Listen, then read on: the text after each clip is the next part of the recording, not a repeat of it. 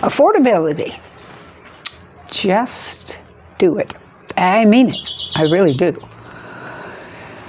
You just don't know till you try what you can do and what you can't do, what you can afford. Okay. When you see everybody you know living in middle-class home, granite countertops, dishwasher, washer-dryer, 3 bedrooms, 2 baths, do you think that's what you have to do? Or for some reason, is there some motivation that says other people won't respect you if you don't do exactly what they've done? Do you have to always follow others? Or can you sometimes step out of the box? We stepped out of the box. It wasn't easy. I gotta tell you, it wasn't easy. We were living in an RV and trying to build an eco-village. It was before Y2K, the change in the computers, in case you don't know what that is, when they thought that everything might go to fall apart. Okay, they actually spent $300 billion to $600 billion solving the problem. But at the time, people didn't know they were going to solve the problem. My father died in '86, and he told me it was going to be a very big problem in December of 1999. So my dream had always been to go back to the farm. I was born on a farm. I always wanted to go back. So we did. We just did it. Just do it. And we actually lived on $109 a month, but that would be misrepresenting, because what I did was put 109 in and inflate it up to 2026, and that's $220 a month. So what I'm saying is we had 109 to spend from the government because my husband was given a 10% disability for 14 months before they finally recognized that he was 100% disabled. But they only gave him 10% to start with, so that's what we lived on. And if that was put into today's money, that would be $220. So it's really important to be realistic about this, because when I tell you that cigarettes were 25 cents a pack, I got to tell you what year that was, okay? Otherwise, it doesn't make any sense. You can't compare it to anything. You have to be able to compare what's going on then to what's going on now as it relates to inflation. How'd we do it? I'm not sure how we did it. And that's not what this video's about. This video's about looking at affordability, trying to figure out how you want to live. How can you do what you want to do without having to follow everybody else? And every time I've done it, and I've done it more than once, I've done it a lot of times. I've lived in 3 different RVs, trailers, just trailers that didn't have a bathroom, you know. I've lived in tents. I've lived on a sailboat. Yeah. And when I look back, my next birthday will be 80.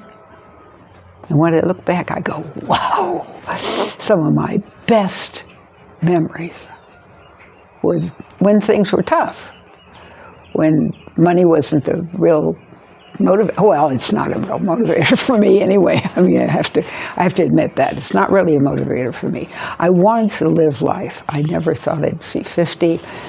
I thought there was a possibility I'd be gone by 35 because of childhood illnesses and family genetics. So I wanted to live fast. And the more I've lived, the more I've realized that I can remember so clearly sitting at a table with my parents and them telling me, no, you can't spend $3 for that shrimp dinner because we have to save money for retirement. Okay, so we were traveling. We're military, and we were always traveling here and there and moving. That was just part of the whole process. And so it was another move, and I was told we have to save money for retirement. Okay. My mother died at 65. She had 1 month of Social Security. 1 month. That was it. They saved their entire life. I heard it all the time. I was an only child, so they were constantly saying, we have to save for retirement, we have to save for retirement. My dad, he made it to 69. And the lady that he married took everything except the house that he signed over to me. Otherwise, if he hadn't signed it over to me, she'd gotten that too. But she took everything. All of his savings, everything was gone. So they spent, well, I guess since my age of 12 until they died, reminding me that they always had to save for retirement. My mother got 1 month. My dad got 4 years.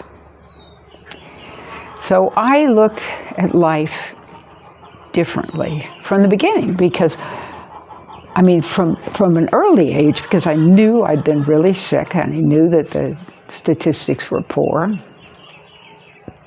So I wanted to live fast. I didn't want to worry about retirement. So guess what? I don't have any retirement money. I have a little Social Security and that's it. But I found a way. This home, just nice home, show you. Nice home.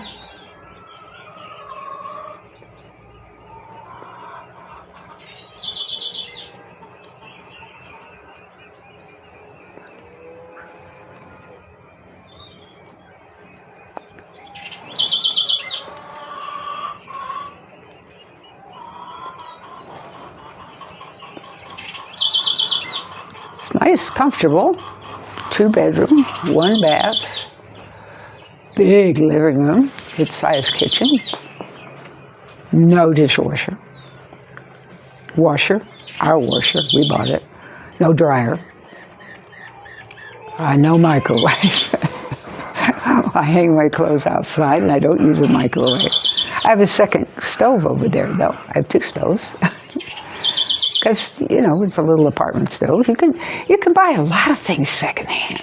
You can do a lot of things to meet your dreams and not give up on that and not wait forever. I have so many friends over the years who said, well, when I retire, yeah. I saw what happened to my folks and I've seen it happen to other people. And some people die in childhood.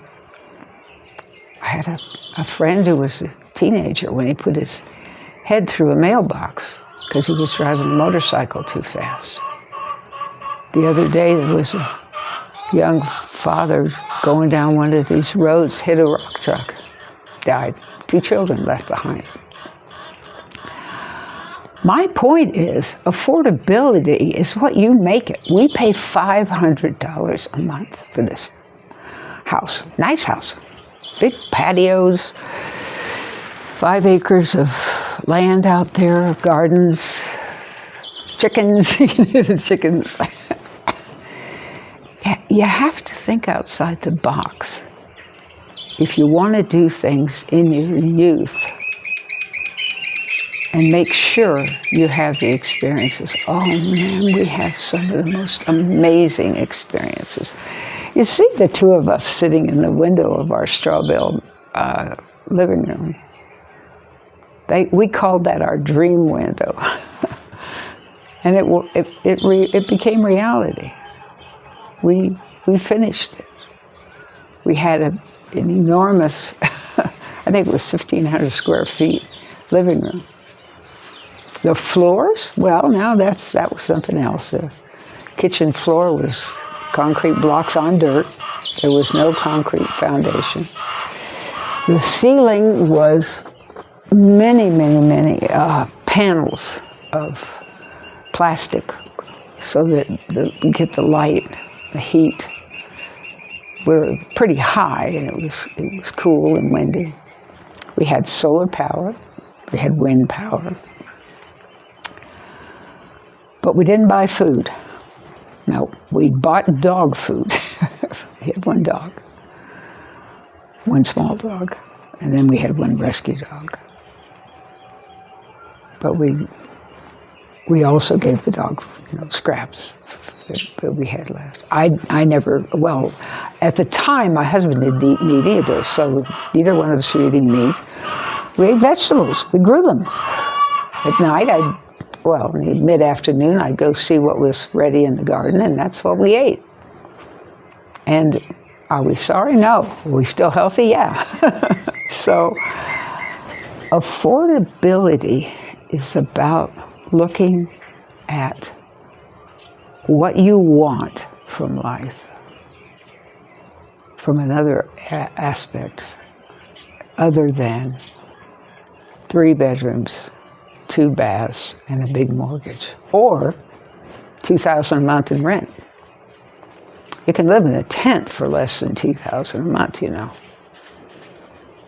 if you live in a tent, you can take your kids to walk along the river. You might find a neighbor who is driving their kids to school, or the school bus comes by. You've got to think outside the box. You just can't think the way everyone else does. Otherwise, you won't make it. Healthcare is a problem. You got to live in a state that has some kind of general health care.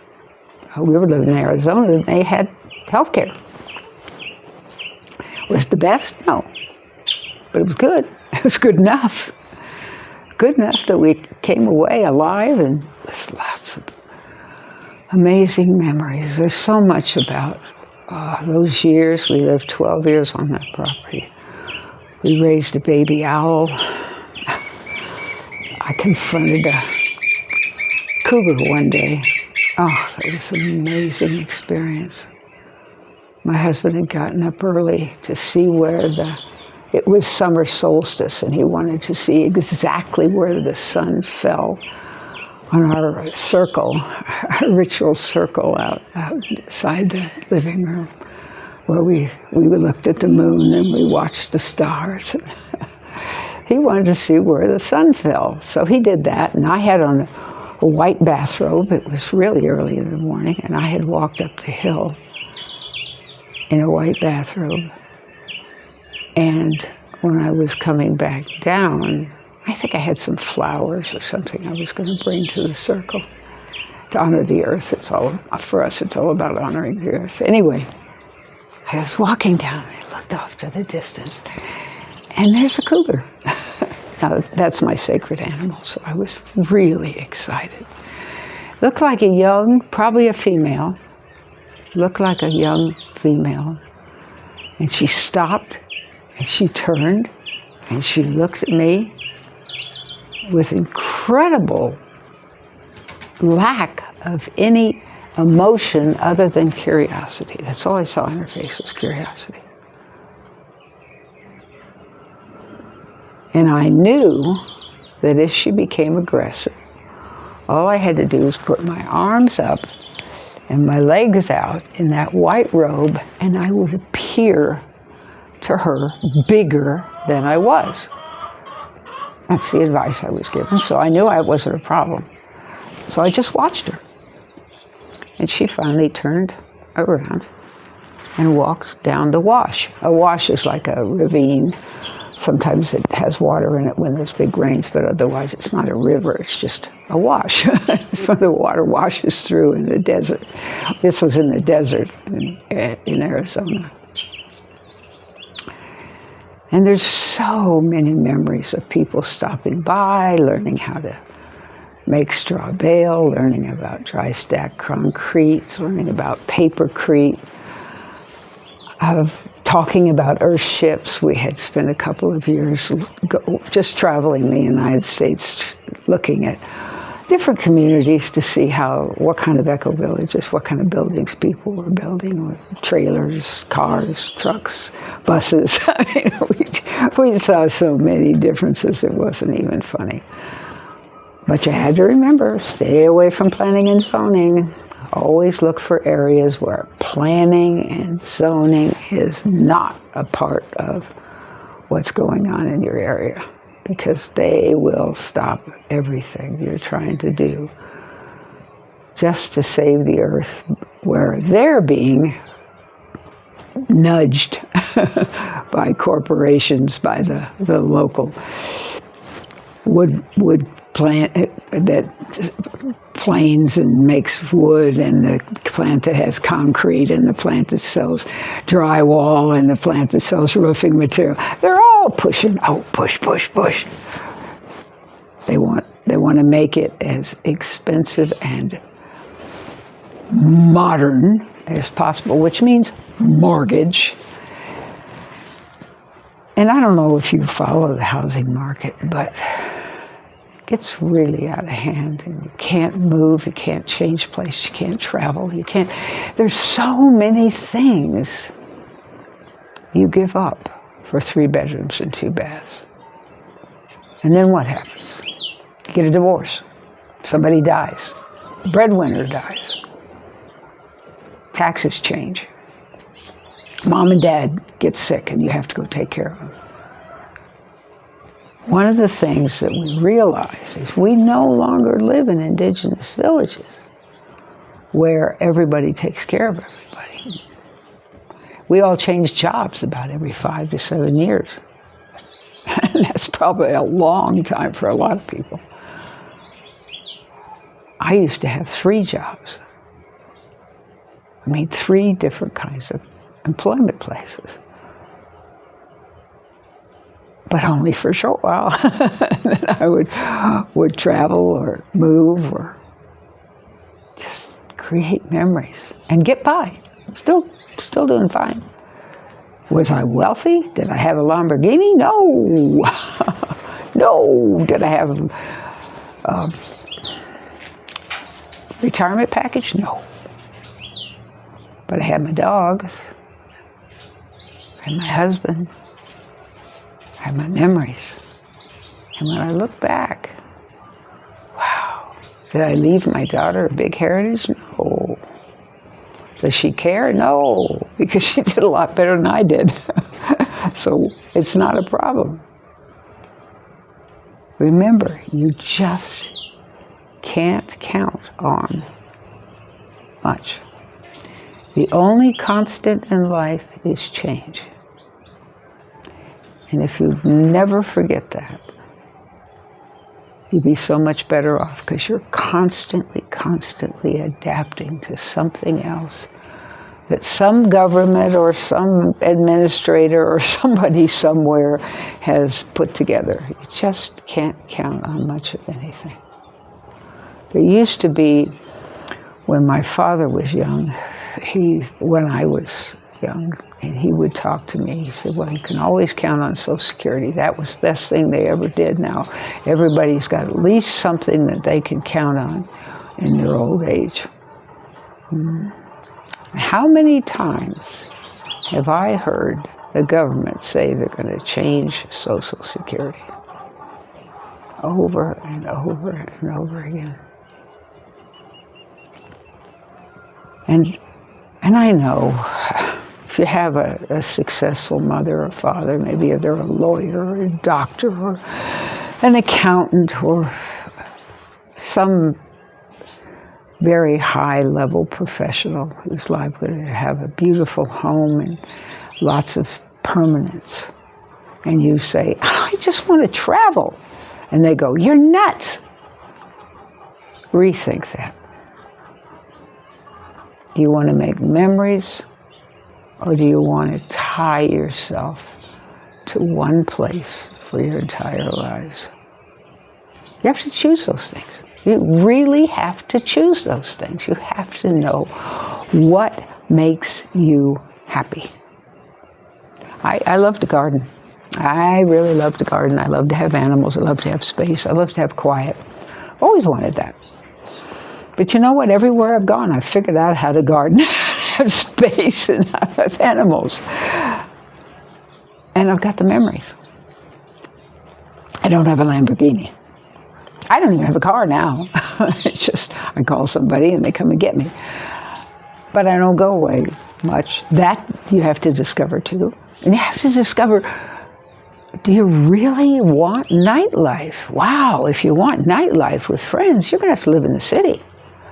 But you could live in the basement or an attic and have the money to go for the nightlife and have a job that you may only work part-time so that you can have the time with your friends, or be an artist, a writer. Life is short. You can't count on much of anything other than change. So when you're looking at affordability, think about what alternatives there are out there. Homelessness is not a good alternative. No, I'm not saying that. Don't think that's what I'm saying at all, because I'm not. But I'm saying doing what you want to do in life, enjoying life, being who you are, making memories, and finding out how to get by might be a better way to look at life. And to always say, well, I've got to have a dishwasher. What'll it do to my hands? Well, I'm almost 80, still got hands. I crochet all the time. I type constantly. I write. But I've got to have a microwave. It takes so long. Well, does it really? Does it? Think about it. I've got to live in the city. Do you? Think about what you want. I would write down 2 sides, want, don't want, and really, really look at it. But don't count on living to be old. I counted on dying by 50, so here I am. And yet, every day I'm grateful. Every day I say, "Woo, thanks, one more day." But I didn't count on it. And I've got great memories because of it. Just amazing memories. How did we live on $220 a month? Well, we grew our food. We didn't drive much. We rarely went to town. People ask us what we did for fun, and we used to tell them we picked cactus spines out of each other's behind because we bent over and hit the cactus. It was a joke, of course, but gosh, we saw the Gila monsters. We saw the rattlesnakes. We looked at all kinds of different plants. We learned how to work with the cactus. We sold a bunch of cactus. That was one of the ways we made money. We sold the cactus. We sold it. That was on the interstate in Tucson. They bought it from us. We had lots of cactus. We just had to get the tags. It wasn't easy. But we made some money that way. But our only steady income was $109 a month from the Veterans Administration for almost 2 years. Yep. We waited and waited, and we had to file all the paperwork. It was really quite a mess, which is $220 today. Okay, so you've got something to work with. You got some ideas. You got an old fart here who's telling you that when I look back, the choices I made were absolutely unconventional, and I'm not sorry. I'm really not sorry. I had great memories. I've lived almost 30 years longer than I ever thought I'd be. I've had some amazing experience, met some phenomenal people, learned about so much about different plants and animals and fruits and vegetables, and I've seen so many things because I've been ready to jump to an opportunity. And that's what you got to do. you see something that you know is what you really would like to do, do it. Because if you don't, you're going to look back and say, why didn't I do that when I had the chance? Is that where you want to be? Ask yourself, is that where I want to be? If it is, that's okay. If you choose the 3-bedroom, 2-bath house in one place for your entire life, that's fine if that's what you want. I'm just saying, if affordability is an issue, keep in mind there are alternatives, and there are alternatives not just for money, but for adventures, for experiences, for memories. Thanks.